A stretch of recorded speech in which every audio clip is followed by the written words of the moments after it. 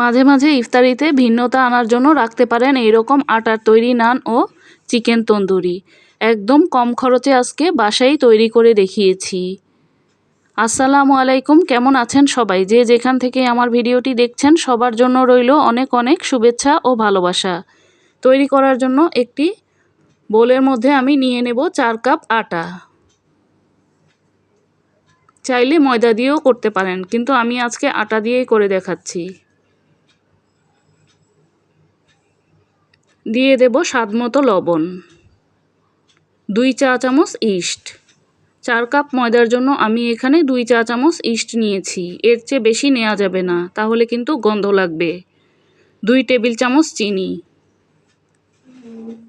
4 চা চামচ গুঁড়া দুধ। এবার শুকনো উপকরণগুলিকে একসাথে খুব ভালোভাবে মিশিয়ে নেব।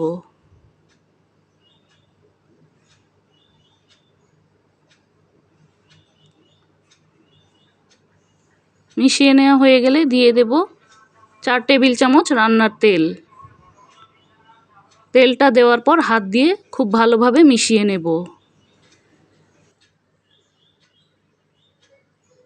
ভালোভাবে মিশিয়ে নেওয়া হয়ে গেলে আমি এখানে অল্প অল্প করে কুসুম গরম পানি মিশিয়ে নেব। অতিরিক্ত গরম পানি কিন্তু দেয়া যাবে না। অল্প অল্প পানি দিয়ে অল্প অল্প করে মিশিয়ে নিতে হবে। একেবারে পানি দিয়ে দিলে কিন্তু নরম হয়ে যাবে।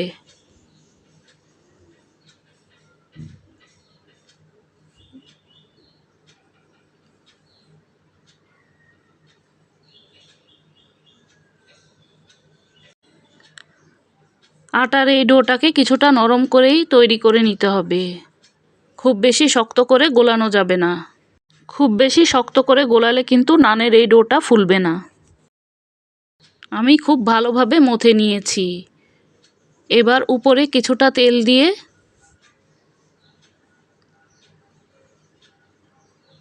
তারপর একটি প্লাস্টিক পেপার দিয়ে মুড়িয়ে দেব।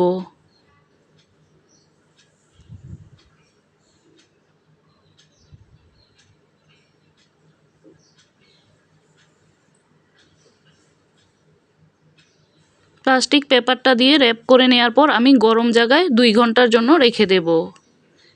এদিকে আমি তন্দুরি তৈরি করার জন্য মুরগির এই টুকরোগুলোকে ভালোভাবে ধুয়ে পানি ঝরিয়ে এইরকম কেচে নিয়েছি, যাতে ভিতরে মশলাটা খুব ভালোভাবে ঢুকে। এবার দিয়ে দেব ঘরে তৈরি করা 1 কাপ টক দই। দিয়ে দেব লবণ স্বাদ মতো।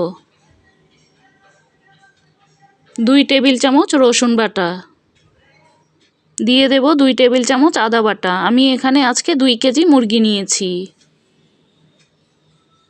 2 চা চামচ লাল মরিচের গুঁড়া। ঝালটা যার যার পছন্দ অনুযায়ী নিয়ে নেবেন। 1 চা চামচ হলুদের গুঁড়া।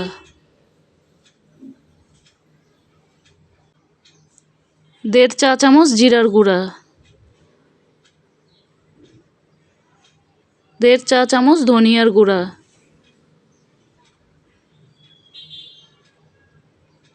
আধা চা চামচ টেস্টিং সল্ট। রেস্টুরেন্টের মতো স্বাদ পেতে হলে অবশ্যই টেস্টিং সল্টটা ব্যবহার করবেন।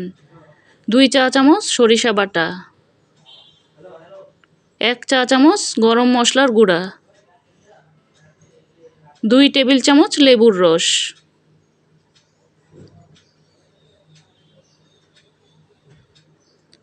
1 প্যাকেট তন্দুরি মশলা।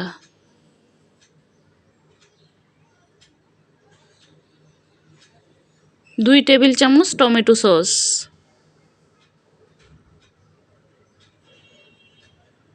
4 টেবিল চামচ সয়া সস।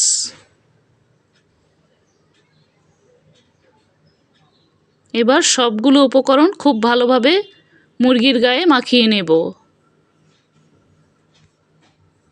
একটু সময় নিয়ে সুন্দরভাবে মেখে নিতে হবে।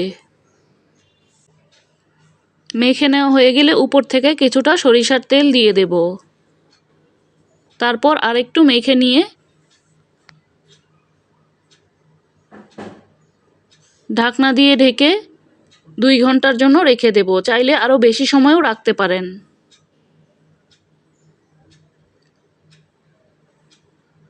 2 ঘন্টা পর ঢাকনাটা খুলে দেখাচ্ছি। এবার আমি এই তন্দুরিগুলোকে ভেজে নেব। চুলায় প্যান বসিয়ে তেলটাকে গরম করে নিয়েছি। আমি রান্নার তেল দিয়ে ভেজে নিচ্ছি, চাইলে এখানে সরিষার তেলটা দিয়েও ভেজে নিতে পারেন। চুলার আঁচটাকে মাঝারি লো হিটে রেখে এবার মুরগির টুকরোগুলোকে ভেজে নিতে হবে। ঢাকনা দিয়ে ঢেকে ভেজে নিতে হবে, তাহলে কিন্তু খুব সহজেই সিদ্ধ হয়ে যাবে।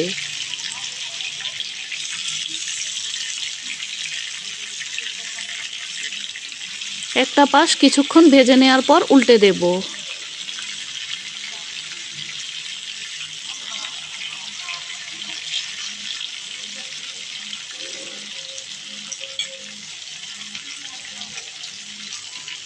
মুরগি ম্যারিনেট করা মশলাগুলোকে ব্রাশ দিয়ে মাঝে মাঝে মুরগির গায়ে ব্রাশ করে দেব।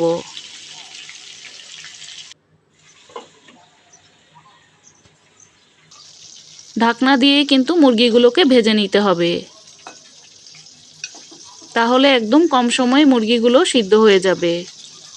ভেজে নেওয়ার পর আমি তুলে নিচ্ছি।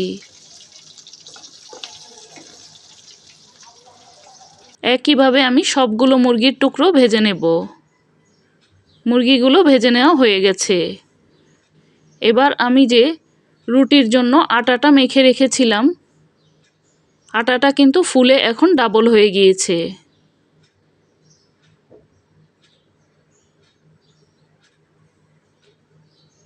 এখন আমি হাত দিয়ে আরেকটু ভালোভাবে মথে নেব। নানের আটাগুলো কিন্তু যত ফুলবে তত বেশি রুটিগুলো সুন্দর হবে।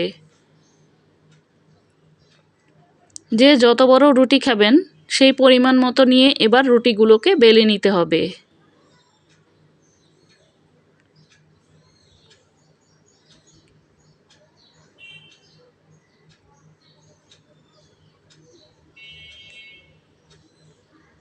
এবার চুলায় তাওয়া বসিয়ে গরম করে নিয়েছি। তাওয়ার মধ্যে রুটি দেওয়ার পর ঢাকনা দিয়ে ঢেকে দিয়েছি। এবার রুটিটাকে উল্টে দেব। ওই পাশটাও ঢাকনা দিয়েই ভেজে নেব। দেখেই বুঝতে পারছেন রুটিটা কিন্তু খুবই সুন্দর হয়েছে। একটা রুটি কিন্তু তৈরি হয়ে গিয়েছে। একদম কম সময়ে এই নানগুলো তৈরি করে নেওয়া যায়। সবগুলো রুটি আমি তৈরি করে নিয়েছি। আমার এখানে 4 কাপ আটা দিয়ে 12টি রুটি তৈরি হয়েছে। কতটা ফুলকো হয়েছে নিশ্চয়ই দেখে বুঝতে পারছেন। এখন পরিবেশনের পালা। ইফতারিতে কিন্তু এই রকম আটার তৈরি নান ও চিকেন তন্দুরি রাখতে পারেন। একদম কম খরচে কিন্তু খুবই মজার খাবার। আবারও দেখা হবে নতুন কোনো রেসিপি নিয়ে। সেই পর্যন্ত ভালো থাকবেন, সুস্থ থাকবেন।